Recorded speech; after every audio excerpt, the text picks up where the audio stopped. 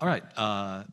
Thanks, everyone, for joining us today. I'm Lenny Allen. I'm the VP of Sales and Digital Marketing for Bloomsbury Academic and Professional. And I'm going to go ahead and have my colleagues on the panel introduce themselves, and then we'll get started with some opening remarks. Hi, everybody. Boaz from Lehigh. I'm the University Librarian there.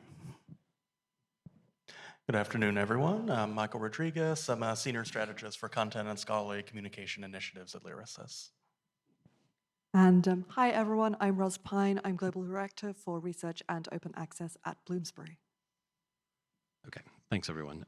So as an introduction to this session, the first thing I want to emphasize is that it's really intended, what we wanted is this to be predominantly a discussion, not a presentation or just like a panel discussion amongst the four of us. And so I realized that the setup of this room is not really conducive to what we wanted to do.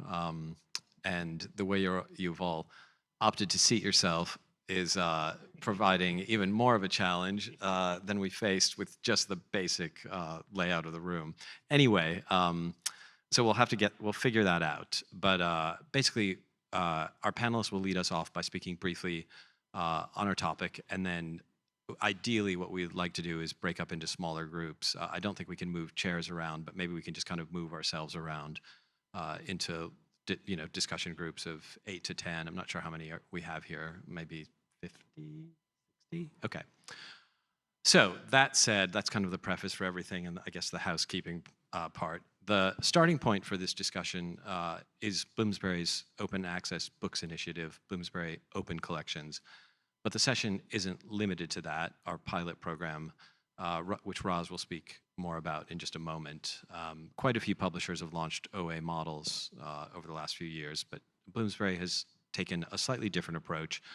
And there is a DEI element to what we're trying to do, and that's prompting this broader topic around it. So at a high level, what we're here to do is prompt discussion around some key questions involving OA, and DEI aspects around that, particularly scholarship in the Global South. So that includes questions like, what are the particular challenges faced by scholars in the Global South? What are blockers to publishing more scholarship that's originating in Africa and the Global South more generally? We know, I think we all know there are systemic inequities. And so what we're hoping to achieve today is kind of a lively and substantive discussion around those issues, and also then generate some new ideas for overcoming them to whatever degree we're able to. So it's a pretty big topic, and there are some pretty big issues that we're facing. And so I think arriving at solutions is going to be an iterative process. So I don't think we're going to come out of here with all the answers, but the idea is to make some progress in that direction. And then we have some ideas that we'll be talking about, but again, we're looking for this to be a true discussion, not a presentation. Getting back to our kind of questions, it's like, how can we collectively improve outcomes for scholarly communication coming out of Africa and the Global South? Funding, I think this kind of touched on in the session description. Funding is one piece of the solution, but we're also looking at collaboration, things like advising. How do we create channels for things like mentorship? How do we make what can seem like an intimidating process and make it less so for scholars who may be less familiar with the scholarly publishing ecosystem? How do we overcome the challenges of authors that face structural disadvantages based on location? And so it's not just about expanding the voices of scholars that are based in Africa or the Global South, but also ensuring that scholars across the Global South have access to this content. And so that's, again, one of the drivers for the open access pilot that we're doing. And then finally, where do we take our program from here? So these aren't the only questions. These are just really some prompts, and we're hoping to raise more questions and hopefully some answers. I do want to add that I regret that we don't actually have on our panel today a scholar that's based in the Global South, and I don't know that we do in the audience either. But again, that's clearly one of the drivers for having this discussion. And then finally, I'll just close by saying that we're coming at this from a book's perspective versus a journal's perspective in terms of open access, but that doesn't mean that our discussion needs to be limited in any way. to books alone. It's just that that's our starting point, because Bloomsbury Open Collections is an initiative that's very much focused on books and long-form scholarship. And so, again, that can be a more challenging issue, as it requires more time for scholars. Sometimes it requires a sabbatical from teaching. And so with that, I will turn it over to Ros, who will describe Bloomsbury Open Collections in a little bit more detail. And then we'll hear other comments from Boaz and Michael. And then again, we're going to go back to discussion, and hopefully there'll be lots of questions raised and some good discussion that we get out of the session today. So thanks again for being here, and I will now turn it over to Ros. Sure. So I'll start by explaining a little bit more about Bloomsbury Open Collections. It's a new collective action open access program, or if you prefer, a subscribe to open type open access model for scholarly books. And we launched it in March of this year, and it's currently in pilot phase. And in this first year, we're aiming to make a collection of 20 new monographs in African studies and international development open access immediately on publication at no cost to the authors. And many of those titles are published under the Z imprint, which moved to Bloomsbury in 2020. And Z has a very long history in this area, and these titles are leading sources of critical decolonial and anti-colonial perspectives and approaches to social sciences research. And it is a particular theme of this imprint to seek to foreground and promote research on and from the Global South. So essentially, through the Bloomsbury Open Collections model, we're asking libraries that might otherwise be interested in purchasing our books in African studies, in international development, to instead put their funds towards making this collection of titles open access immediately on publication. And participating libraries will receive private benefits in the form of rolling access to 200 backlist titles in these fields. And in the event that we don't raise sufficient funds, and obviously we hope that doesn't happen, but in the event that we don't manage to make all 20 titles open access, participating libraries will receive permanent access to any non-OA titles. But going back to our theme of open access and the Global South, our core aim in offering this model is to provide an equitable alternative to the BPC model in order to enable a more diverse range of monograph authors to benefit from open access. And that's why we chose to focus our pilot on our African studies and international development books, because we know that many readers and institutions in the regions that are the subject of the research that we're publishing in those books are not able to access as many research titles published by Bloomsbury and other Global North publishers as they might like. And we do aim to offer print at rates that are more affordable to local markets, but open access, of course, has the potential to radically increase the availability of research in these regions. And we also know that for our authors based in the Global South, providing open access to their work is of particular importance. It's something that many of them are taking into consideration when choosing a publisher for their work because of those concerns about local access. And as a key aim for us is also to increase the proportion of scholars that we are publishing who are based in the Global South, and particularly for these lists that are based in Africa. By converting these lists to open access, we do also hope to provide a route to increase the number of authors from those regions on the list. And then finally, we hope that by making these titles available open access, we can support decolonialization of curricula in these fields, in libraries in the United States, in the United Kingdom, and beyond. I will note that, again, in the event that we don't secure enough funding to make all of those 20 titles available open access, we'll be prioritizing the books by authors based in the Global South, and there are a mix of European and North American authors in there too. And we'll also prioritize other authors who might be structurally disadvantaged in publishing books open access, such as unaffiliated researchers. However, I think providing a route to publishing open access is just one part of the puzzle. And in our experience, if you speak to our commissioning editors who are working in this region, the number one obstacle to commissioning authors from the Global South to write scholarly books is that they're not always incentivized in the same way that academics in the Global North are. And specifically, they often don't have research or writing time factored into their contracts, which are very much geared towards teaching. And so any research or writing they have to do has to be outside their normal duties on evenings or weekends, and that can make them hesitant to commit to writing scholarly monographs and to achieving the sort of visibility for their scholarship that publishing can provide, as they know they're going to struggle to commit to any sort of timeline. And that's feedback that we've received in quite forceful terms from our Africa-based authors.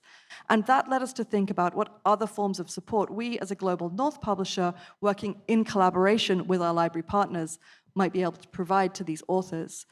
And at this point, I'm going to hand over to Boaz to talk a little about how our thinking developed from here and more on that theme. Sure. Thank you, Ros. So a little bit about my end of this. I'm really excited about it. I think there is a way to figure out new ways we communicate with researchers across the globe.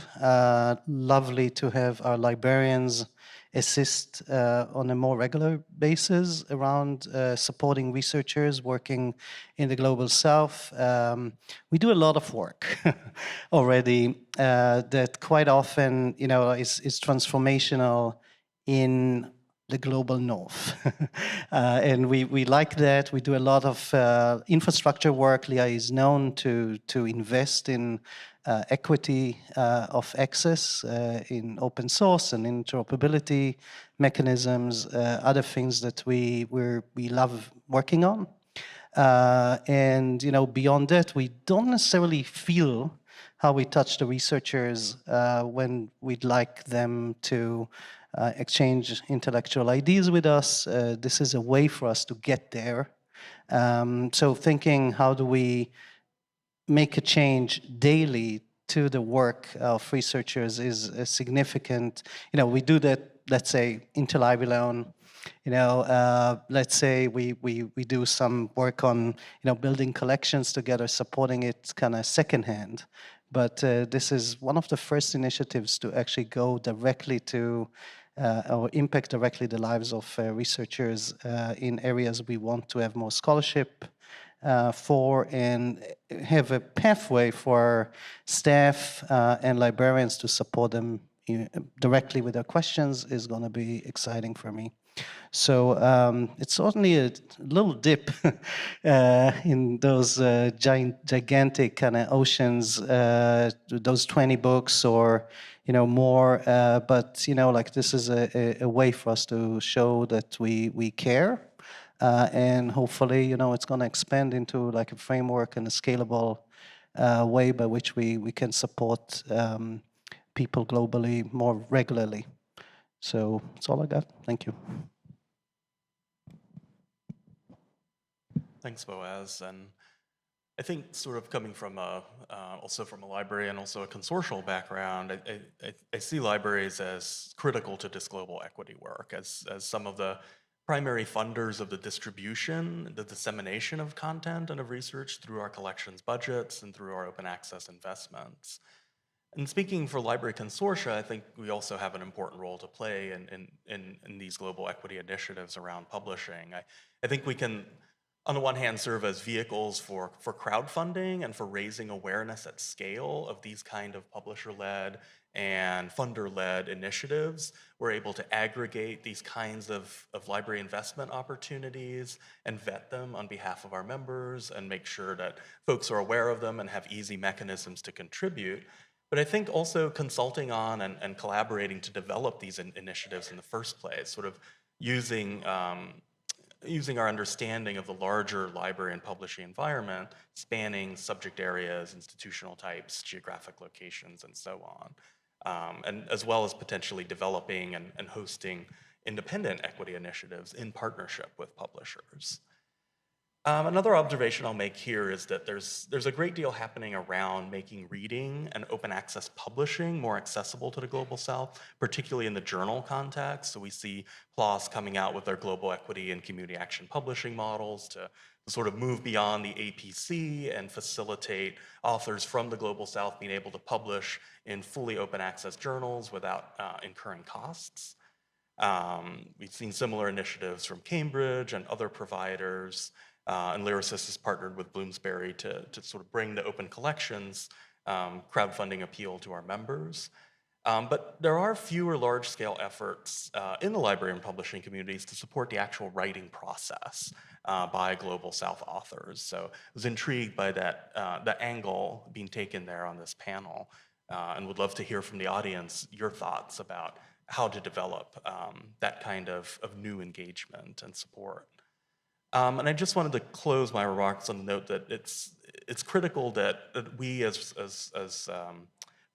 folks, as stakeholders coming from the global north, from North America, from Northwestern Europe, not present a solution to our colleagues in the global south, right? It has to be developed in partnership with researchers and research organizations, and it's critical that these efforts toward diversity and equity and inclusion be truly inclusive and not come across as charitable or paternalistic. So I think as a sort of foundational element in these conversations that's critical. Okay, thanks everyone. So I think with that we can go ahead and open it up for questions or hopefully discussion. I don't know, there's a mic up here. I realize it's very intimidating, so maybe I'll just offer up the mic to anybody. Anyone have a question or want to get started? Yeah.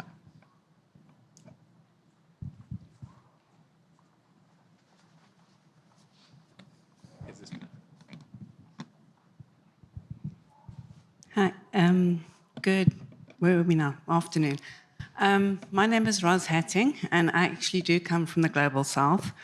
I come from South Africa. I work for an organization called Sabinet, and we aggregate around about 400 journals, both open access and subscription, from publishers originating in South Africa and Africa. And I'm very interested, obviously, in the discussion.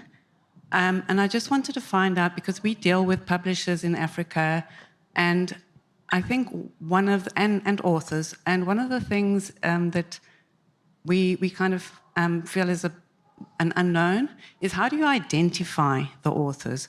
Because the questions we get is from authors is, we have good researchers, but nobody knows about the research we do because the aggregation is not necessarily picked up by Global North. But we have good researchers, and these researchers are not being identified by researchers in the Global North and not being asked to participate in certain research studies. So how do we promote the researchers coming from Africa so that they can be identified and be included in these initiatives? Thanks. Yeah.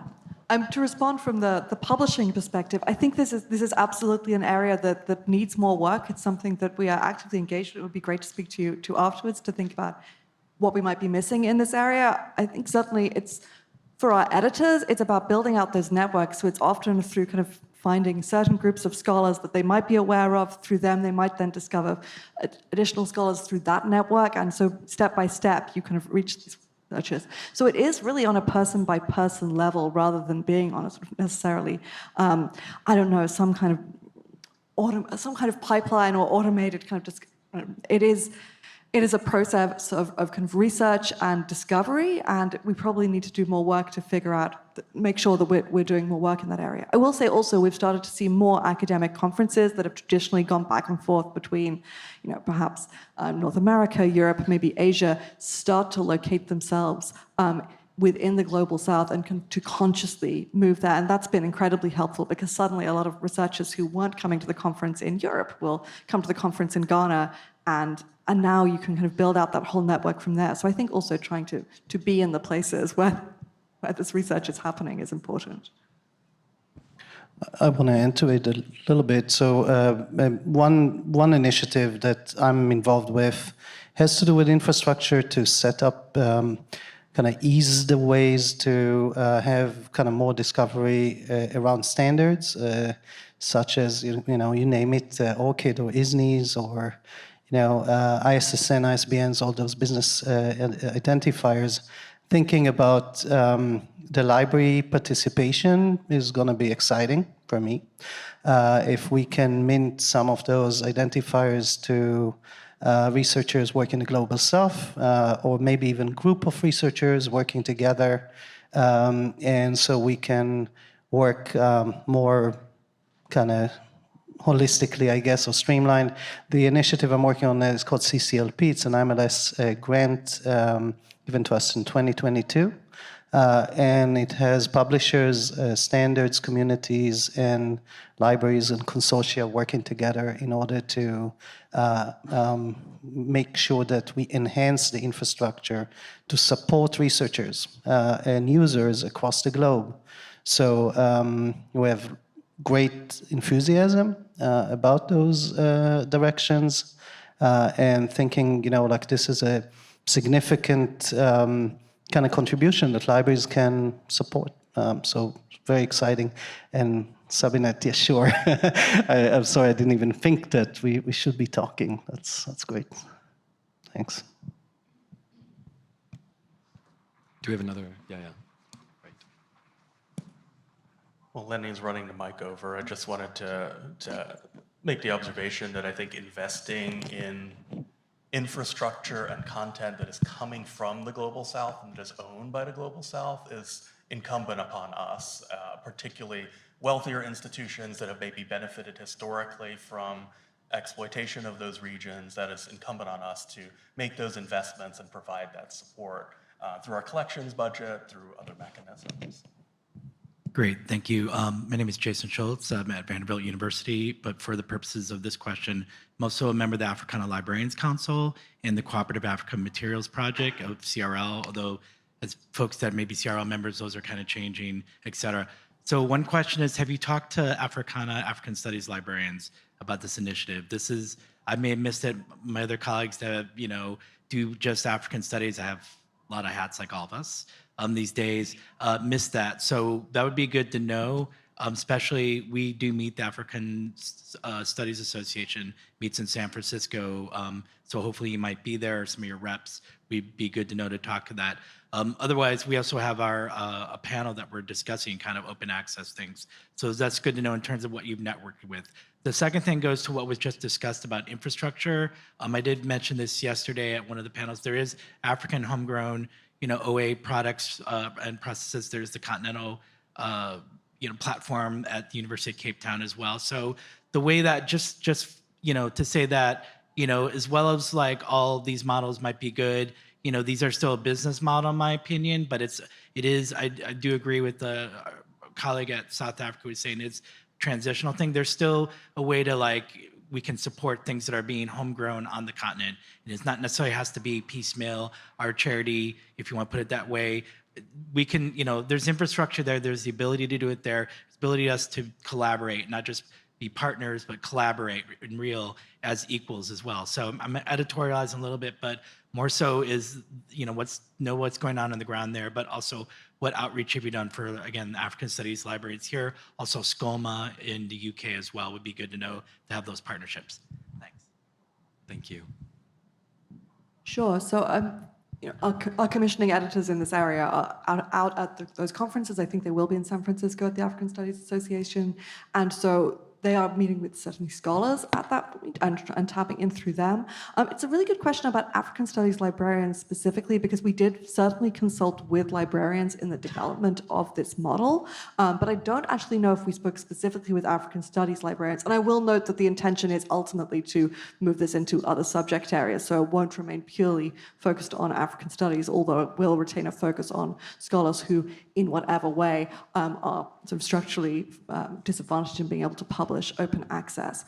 But I will pick up with you afterwards and maybe see if we can, because this is also, it's a pilot, we launched it in March, it's something that will evolve, and so it would be incredibly helpful to hear the views of that particular community in thinking about how this particular collection develops and what we might do. And your point was also taken about, partnering with publishers, with publishing initiatives out of Africa. And also, this isn't a solution to everything. It's just one shot, one attempt to try and increase visibility for a very tiny amount of the scholarship that is coming out of Africa. So, we're not pretending this is the answer. It's just one idea amidst a universe of ideas that hopefully the group here, the wider group of publishers and librarians that are working in this area might collaborate to try and find approaches to. But I'll pick up with you. I was just going to add, I think, in terms of like where the institutional funding has come from for open collections, certainly there's a strong correlation between institutions that have African studies versus those that don't. And that's also had an impact on where we've seen partnership regionally, because that's, and a lot of that is North America.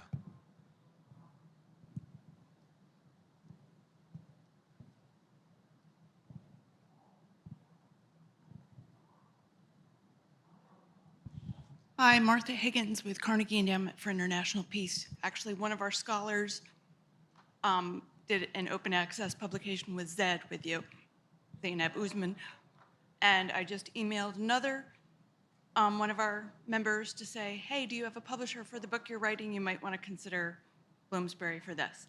So as you were saying, how do you grow knowledge about this? I think making contacts with those scholars who have already published this way would be a great, because they would be the biggest proponents of this project.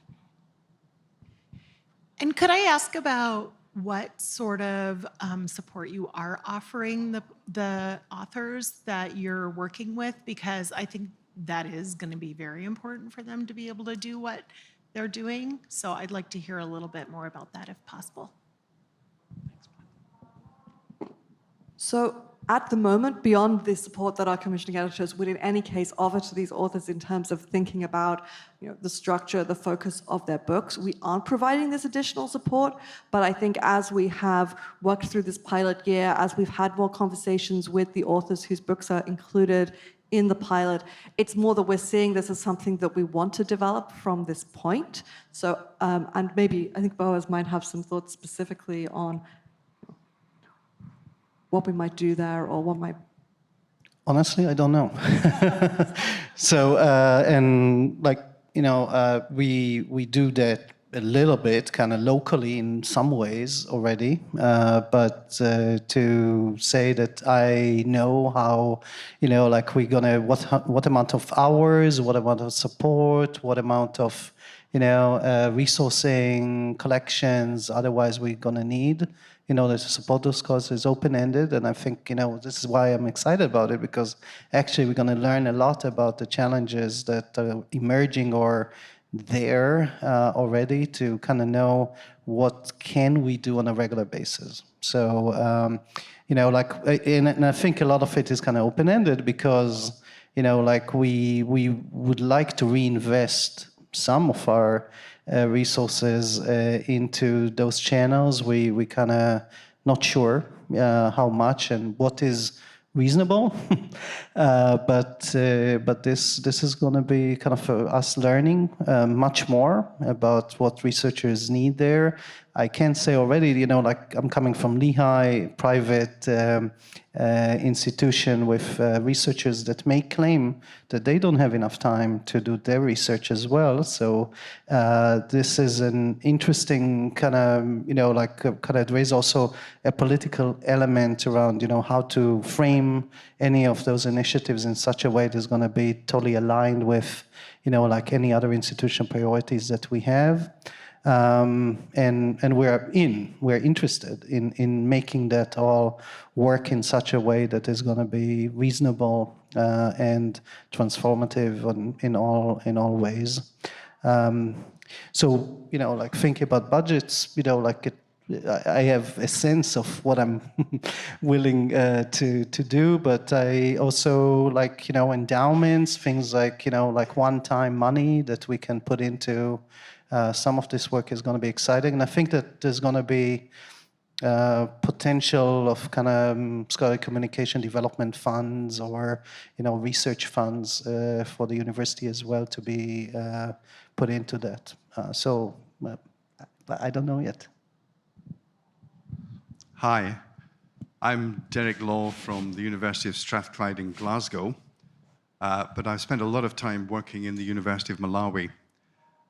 We tend to be a technological university, and the biggest problem that I have encountered in the University of Malawi is South-South communication in subjects like engineering and medicine and those kind of things, where what's happening in India or Brazil is much more relevant to Malawi than what's happening in London or New York. And it's that South-South communication. There is some funding to help support that, but just working out how the systems can be made to operate which allow that South-South communication is really quite critical. Sorry, if I can also just make a comment on what you just highlighted.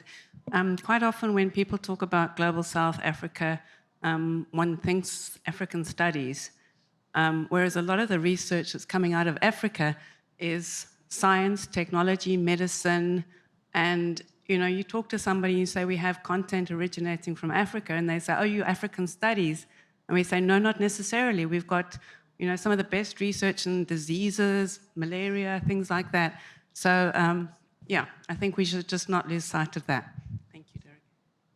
Thank you. Hi, I'm Julia Mortimer from Bristol University Press in the UK, and I just wanted to alert everybody to the new Africa Charter for Transforming Research Partnerships, which we've just signed up to because it's actually an initiative that's come out of the Parivoli Research Centre in Bristol. And there's already over 100 African universities signed up to this, so this is starting right at the very beginning, making sure that the research collaborations are equitable and everybody's valued properly for the work that they do in those research projects. So look up the Africa Charter and try and persuade your institutions or your publishing organizations to sign up to it and look at the aims from that. Thank you. Thanks, Julia.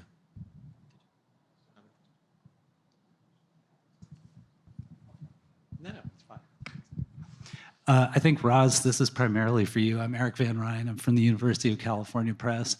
You mentioned that there are, certain structural impediments to scholars, publishing because it's not, because writing isn't necessarily valued as much as teaching is. But I wonder if, as publishers, we've kind of underestimated the amount of investment that's necessary in order to facilitate, putting out great long-form scholarship. There might be language issues that need to be dealt with. There might be other kinds of developmental editing that needs to go into long-form scholarship. So I think there's a process of learning what it really takes to create really good long-form scholarship also too, right? I think it's a really good point about support, which actually is embedded within the publishing process as well, as you say, in that development editing. So, just providing the research time isn't enough. There is a whole along that path from research to publication. We need to look at each stage. So, yes. It was a really good discussion from my end because all the ideas that were raised today were kind of like, okay, we need to check on that. We need to follow up. If there's anything that we can do together, it's going to be better. So let's connect about it and figure out how we do that more systematically in a way that we can actually support something we don't know much about. So thank you for this program. I think it's going to be exciting just to kind of see how it goes. I'm very much excited about such a prestigious publisher going for it. It's exciting, and I'm kind of looking forward to see who is going to go for it, kind of thing, and what type of work we need to do in order to kind of make it a regular program. And hopefully other librarians and other funders here can join and support it and kind of go on a little adventure. Thanks. Yeah, sorry, I was just going to say, I do think, I wanted to thank everyone, not just for joining us, but there were lots of good ideas and I think lots of action items and avenues for us to follow. So I appreciate that. I think it was maybe possibly even more productive than I was expecting it to be, and especially given that I wasn't sure exactly how we were going to have discussion. But anyway, yeah, it's been great. So thanks, Ros. Go ahead.